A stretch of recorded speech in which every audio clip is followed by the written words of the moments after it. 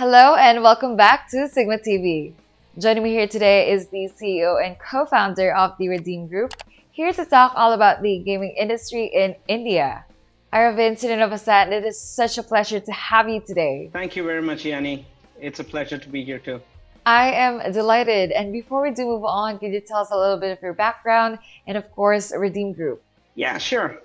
So we've been in this industry supporting iGaming customers for the last 16 plus years. We've been supporting some big online gaming operators as well, building platforms, supporting them end to end. And that's been our forte for so long. And we've been dealing with live dealer providers for a long time and giving them solutions across the globe. For Europe, customers in Europe, Southeast Asia, and the North America.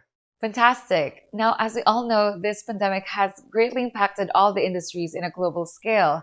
But we wanted to know how has the COVID-19 affected the gaming industry in India, and what is currently the GOA land-based situation over there?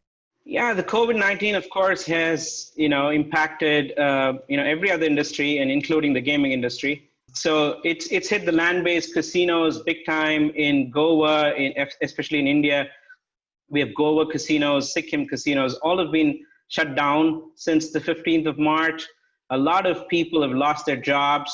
They've they've had to take a big pay cut. So it's really a bad situation for the land-based casinos in India at this point. I see. I guess India is not yet following suit with regards to the reopening of the land-based casinos just yet, along with some Asian countries such as here in Manila, Singapore, Macau. But we've heard great news about the overall growth of the online gaming in India. Could you tell us more about that? On the other hand, like iGaming, online gaming has been growing pretty huge in the past last few months. Given the COVID situation, people are forced to be locked down in their houses. And the gaming industry in India has seen a surge, almost like 40% of the population. Given the internet penetration in India has been quite high even before the COVID. A lot of people are getting online, downloading a lot of apps, gaming apps, and hooking onto them. And it's been a significant surge. We've seen a lot of people getting into these games and playing them. Well, speaking of gaming apps, are there any gambling-specific games currently arising in the market that you're seeing right now in your country? Gambling specific, I would say, the regulated games that are, real money gaming, if you look at rummy and poker that are regulated in India at this point, are considered as skill games. And there's been a significant rise in the number of people playing online with real money. And we've seen a lot of newcomers are also trying to learn the game and play it online, which is, really interesting to see. That is very interesting. Now, could you give us an overview on the most played casino games in India? I've heard Teen Patti and Andar Bahar are very popular in your country. How are those two played, and what makes it the most attractive for the Indian nationals? Teen Patti and if you look at Teen Patti and Andar Bahar, these have been very popular for a long time in India. It's been like a home sport for many people. Of course, poker has been added to the group really recently. It's never been an Indian game. But if you look at Teen Patti, that's been a very local game, and Andar Bahar as well. It's been played in different parts of the country in different names. Andar Bahar is more on the northern India facing people. Southern India do play the same game, which is called Matka, or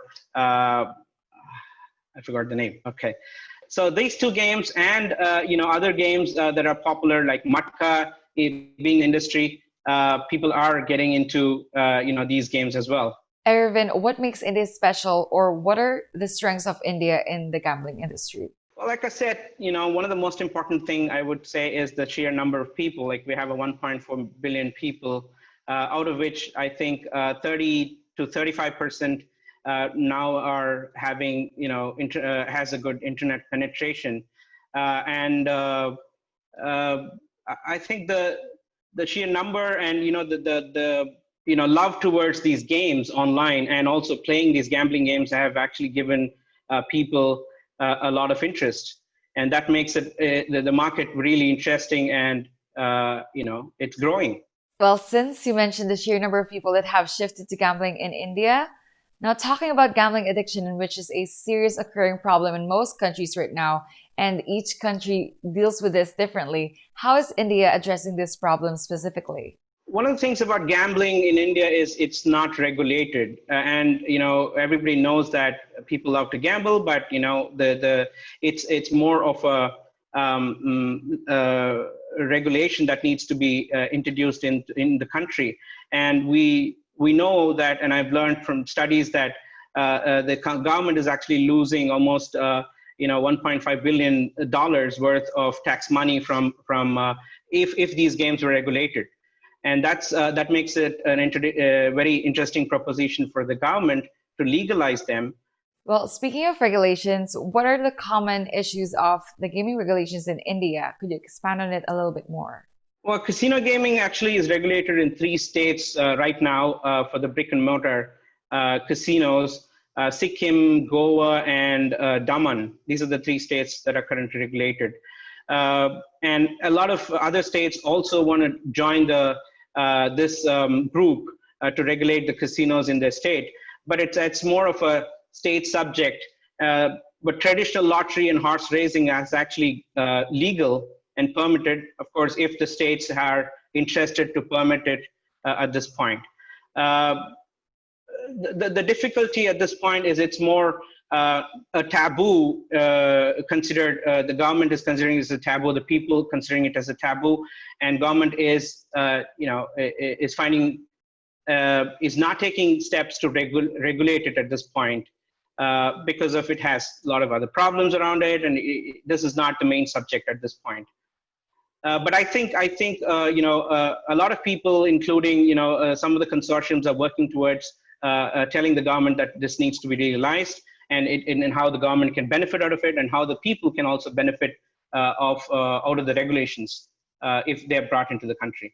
That is a very interesting insight, Aravind. Now, enough of India. Let's talk about your company. How does REDIM Group help companies adapt to the ever-evolving marketplace? What is your strategy? Well, since we've been in this industry for a long time, we know how the other people across the globe use platforms, and how the way people have switched from land-based gaming to online gaming.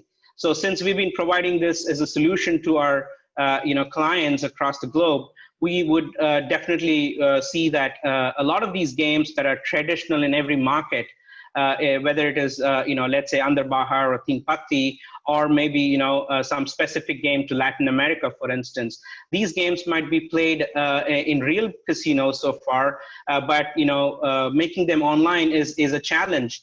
And I think that's our forte at this point, and that's our strategy as well. We help people convert their land-based casino games into online, and allow players who are not accessible to these land-based casinos to go and play online. We also are trying to help in this COVID situation. A lot of casinos, the land-based casinos, are trying to see how to get online and capture or provide the same content that they have to the people that who used to visit these casinos. Try to provide these games that they can sit in their living room and play these games. And we're trying to see how to enable them to get them online. Well, with that said, I could tell that your company is thriving this time of crisis, since you're more onto the online gaming side of the industry. That's a great thing. Aravind, I enjoyed our discussion. Thank you so much for joining me today and for sharing your perspective with things going on in the Indian market right now. I really appreciate your time. It was a pleasure talking to you. Thank you so much for the opportunity as well. Thank you. And that is all from myself and Aravind. We'd love to hear how you found this interview, so share your thoughts in the comments below.